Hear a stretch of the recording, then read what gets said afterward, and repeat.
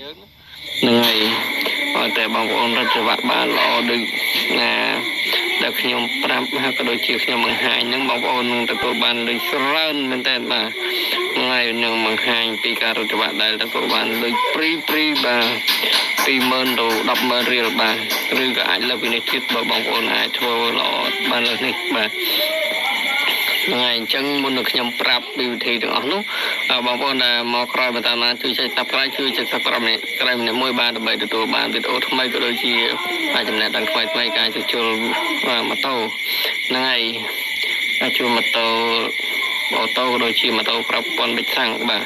អញ្ចឹងថ្ងៃនេះយើងមកជួបគ្នាជាមួយនឹងការរដ្ឋបាលដែលទទួលបានលុយព្រីច្រើនបាទអញ្ចឹងដូចបងប្អូនបានឃើញនេះច្រើនហើយបាទការរដ្ឋបាលម៉ូតូយើងមិនមែនជារត់ឲ្យបានជិះតែធម្មតាទេបាទអញ្ចឹងការរដ្ឋរបស់យើងគឺមុនដំបូងឡើយយើងចាប់ផ្ដើមឡើងគឺយើងមើលសវៈម៉ូតូសិនបាទហ្នឹងហើយម៉ូតូមានការឈួតប្រេងឈួតអីអញ្ចឹងយើងបាញ់ប្រេងមាញ់ឆ្នាំអញ្ញវៈអីមកបាទដើម្បីឲ្យសវៈយើងរត់ល្អបាទហើយការរត់របស់យើងគឺការដោះខ្យៅគឺយើងប្រើសោល្អបាទប៉ុន្តែមិនមែនសម្គាល់លើសោដែលថ្មីទេបាទថ្មីចាស់ពេកគឺអាចធ្វើឲ្យមុតខ្យៅម៉ូតូរបស់បងប្អូនបានហ្នឹងហើយការដោះធ្វើឲ្យមុតខ្យៅហ្នឹងហើយសោដែលយើងប្រើបានមានសំណាក់បន្តិចគឺយើងដោះទៅល្អបាទមិនធ្វើឲ្យខូចខ្យៅហ្នឹងហើយថ្មីពេកអត់ល្អទេបងប្អូនណាហ្នឹងហើយការដោះគឺយើងត្រូវទ្របបាទទ្របវាស្បោងទ្របឬក៏កណ្ដាស់ជូតមកទ្របមកបាទហ្នឹងហើយដើម្បីឲ្យម៉ូតូបងប្អូនយើងគឺខ្យៅអត់ស្នាមនៅខ្យៅល្អបាទហ្នឹងហើយវិធីសាស្ត្រដែលធ្វើឲ្យយើងទទួលបានលុយច្រើននោះគឺដោយសារតែបាទការងាររបស់យើងគឺមើលទៅល្អបាទហើយបងប្អូនម្ចាស់ម៉ូតូគឺមានការចាប់អារម្មណ៍ជាមួយនឹងការជួសជុលរបស់យើងបាទអញ្ចឹងយើងចាប់ផ្ដើមធ្វើឡើងគឺដែលមើលទៅចូលផ្នែកហើយយើងមានរបៀបរៀបរយក៏ដូចជាតាក់ផ្នែកក៏ដូចជាពេញចិត្តរបស់អតិថិជនរបស់យើងហ្នឹងហើយការរត់គឺម្ចាស់ម៉ូតូគាត់ឆ្លងម៉ូតូរបស់គាត់ហ្នឹងហើយយើងមើលទៅថែម៉ូតូគាត់ដែរពេញចិត្តហើយយើងទ្របខ្យល់ឲ្យទៀតគឺពេញចិត្តពេញបេះដូងម្ចាស់ម៉ូតូតែម្ដងបាទហ្នឹងហើយនៅពេលដែលគាត់មើលឃើញការងាររបស់យើងគឺស្នមម៉ូតូរបស់គាត់ល្អមើលទៅគាត់អាចទទួលយកបានហើយដំបូងគាត់គិតថាគាត់មករត់តែច្បាប់ទេហ្នឹងហើយបន្តមកទៀតគឺគាត់ឃើញការងាររបស់យើងល្អគឺគាត់មើលឃើញខាងអីទៀតដែរអញ្ចឹងដូចជាម៉ូតូនេះជាដើមបាទហ្នឹងគាត់មកប៉ះកង់ហ្នឹងហើយគាត់មើលឃើញថាឲ្យយើងរត់ច្បាប់ដល់ពេលខ្ញុំរត់ច្បាប់ទៅគាត់ឃើញថាការងារល្អដល់អញ្ចឹងគាត់ប្រាប់មកទៀតរបស់គាត់មើលដូចរបស់គាត់មួយទៀតហ្មងណាបាទហ្នឹងហើយដំបូងយើងឡាយយើងមកប៉ះកង់ដែរអញ្ចឹងគាត់ឲ្យយើងដូររបស់មួយទៀតបាទហ្នឹងហើយបងប្អូនបាទហើយនៅពេលដែលគាត់ដូររបស់ហើយគាត់រត់នឹកមួយទៀតម៉ូតូគាត់មានអីទៀតដែលត្រូវធ្វើមើលទៅគាត់គាត់ថាម៉ូតូគាត់មុំដូរប្រេងសិនណាបាទអញ្ចឹងគាត់ឲ្យយើងដូរប្រេងម៉ាស៊ីនមួយទៀតទៅបងប្អូនបាទហ្នឹងហើយដូរប្រេងម៉ាស៊ីនឬក៏ផ្លុំលុកអីឬក៏លាងបែបរឿងអីជាដើមបាទហ្នឹងហើយនេះជាចំណុចពិសេសដែលធ្វើឲ្យគាត់បាទមើលទៅបាទឃើញការងារជាងដែលមានបាទអារម្មណ៍កតៈបាទហ្នឹងហើយក៏ដូចជាទៅស្រឡាញ់ទៅស្នាក់ស្នំទៅថែរក្សាម៉ូតូរបស់គាត់ហ្នឹងហើយមើលទៅគឺធ្វើការងារល្អគាត់នឹងឲ្យយើងធ្វើអ្វីបន្ថែមទៀតហ្នឹងហើយអញ្ចឹង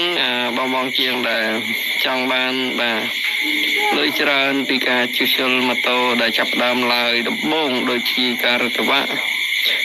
ឬអីជាដើមនោះគឺបាទធ្វើឲ្យមានការតាក់ទាញទៅដល់អតិថិជនរបស់យើងអញ្ចឹងយើងអាច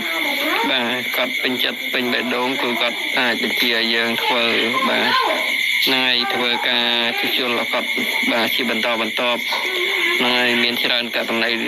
ដែលម៉ូតូគាត់ចាស់ប៉ុណ្ណាថ្មីប៉ុណ្ណាហើយគាត់ពេញចិត្តដាក់របស់អ្វីបន្ថែមទៀតបាទអញ្ចឹងគាត់មើលទៅលើទឹកដៃការងារក៏ដូចជាការប្រាក់ណមការចេះថែរក្សារបស់ម៉ូតូរបស់គាត់បាទហ្នឹងហើយបងពេញចិត្តបាទនៃការជួសជុលជាជាងបាទហ្នឹងហើយការពេញចិត្តជំនាញជាជាងម៉ូតូ นมនឹងថែរក្សាម៉ូតូបាទតេតិជនរបស់យើងបាទនឹងឲ្យឃើញគាត់មកជួសជុលភ្លាមគឺយើងរត់ទៅផ្លែតបាទទៅទទួលបាទសម្រាប់សួរទទួលបាទទៅទទួលសួរណែនាំបាទដល់យោបល់ពីគាត់ធ្វើអីបាទក៏ដូចជារកកន្លែងគួរសមឲ្យគាត់នឹងឲ្យជាចំណុចពិសេសរបស់ជាងម៉ូតូមានលក្ខណៈជីពបាទយូរអង្វែងបាទហើយបើមានបញ្ហាអ្វីតាក់ទងក្នុងការជួសជុលក៏ដូចជាតំណែងជាមួយតេតិជនគឺបាទយើងគិតទៅដល់បាទថ្ងៃខាងមុខហ្នឹងហើយយើងមិនគិតពីពេលបច្ចុប្បន្នដែលកំពុងតែជួបមានបញ្ហានោះទេបាទអញ្ចឹងយើងធ្វើការដោះស្រាយបញ្ហាប្រឈមមុខដោយសន្តិវិធីក៏ដូចជាហើយវិធីសាស្ត្រដែលល្អបំផុតដើម្បីបាទយើងឈានចូលទៅយើងទៅខាងមុខបាទ10ឆ្នាំ20ឆ្នាំឬដល់ថ្ងៃអនាគតតែ50-60ឆ្នាំឬក៏តគុណតចៅទៅមុខទៀតបាទយើងមិនត្រូវគិតពីអ្វីដែលបាទឧបសគ្គចំពោះមុខនៅពេលបច្ចុប្បន្ននេះទេបាទការងារឧបសគ្គអ្វីនៅពេលបច្ចុប្បន្នគឺយើងអាចរំលងបានខ្លះគឺខ្ញុំគិតថាជាការបដោះអាសន្នឬក៏ជាបបហេតុបន្តិចបន្តួចនៅពេលនេះក៏ប៉ុណ្ណោះបាទហើយមិនមានអ្វីធំដុំសម្រាប់យើងទេបាទហ្នឹងហើយជាការដោះស្រាយឧបសគ្គបច្ចុប្បន្នអញ្ចឹងយើងមិនត្រូវគិតពីបាទឧបសគ្គនៅបច្ចុប្បន្នទេយើងត្រូវគិតពីអនាគតបាទអញ្ចឹងបាទហើយយោបល់របស់ខ្ញុំក្នុងបាទវីដេអូនេះគឺមិនមានអីច្រើនទេសម្រាប់ណែនាំមកបងហ្នឹងហើយបងចង់បានលើស្រោលពីការរឹតវៈក៏ដូចជាការប៉ះកង់បាទដែលធ្វើឡើងចាប់ដើមដំបូងដោយមានលក្ខណៈតូចតាចបាទហើយយើងចង់បានទទួលលុយច្រើនគឺយើងអាចបាទធ្វើតាមអ្វីដែលខ្ញុំប្រាប់ក៏ដូចជាអ្វីដែលបងអាចដឹងហើយជំនាញរបស់បងនោះគឺយើងប្រកាសជាអាចទទួលបានតែច្រើនជាមិនខានបាទហ្នឹងហើយបាទហើយសូមអរគុណសម្រាប់ការតាមដានទស្សនាវីដេអូបាទហើយក៏សូមបញ្ជាក់ម្ដងទៀតបាទការបានប្រាក់ច្រើនពីការជួសជុលមិនមែនបានដោយសារតែបាទម្ចាស់ម៉ូតូឲ្យលើធឹបយើងទេបាទបានដោយសារការជួសជុលបាទបន្ថែមពីលើការបាទយើងធ្វើដំបូងហ្នឹងបាទឧទាហរណ៍ថាបាទយើងម្ចាស់ម៉ូតូផ្ដល់ដូចជារយយើងឲ្យរត់ច្បាស់ហើយគឺយើងរត់ទៅពេញចិត្តពេញថ្លើមរបស់អតិថិជនរបស់យើងគឺគាត់ដែលឲ្យយើងដូរសម្បកដូរពោះវៀនឬក៏បាទដូរប្រេងសិនអីហ្នឹងគឺយើងបានប្រាក់កម្រៃពីលើហ្នឹងបន្ថែមទៀតណាឬក៏ម៉ូតូគាត់ចាស់ហើយខូចដេខូចអីដាក់គាត់យើងដាក់គុយដាក់ដេដាក់អីថែមហ្នឹងក៏អញ្ចឹងយើងអាចរកប្រាក់កម្រៃបានពីលើហ្នឹងដោយសារតែការធ្វើបាទជួសជុលបន្តទៅទៀតហ្នឹងហើយមានលក្ខណៈធំដុំហ្នឹងហើយបាទហើយមានអ្វីបន្ថែមទៀតទេបងប្អូនបាទហ្នឹងហើយបងប្អូនដែលមកក្រោយមិនតាន់បានជួយចុច Subscribe ជួយចុច Subscribe ម្នាក់មួយបាទក៏ដូចជាចុច Like វីដេអូហ្នឹងហើយបើពេញចិត្តចុច Like មួយទៅបាទហ្នឹងហើយអូនយើងនេះគឺ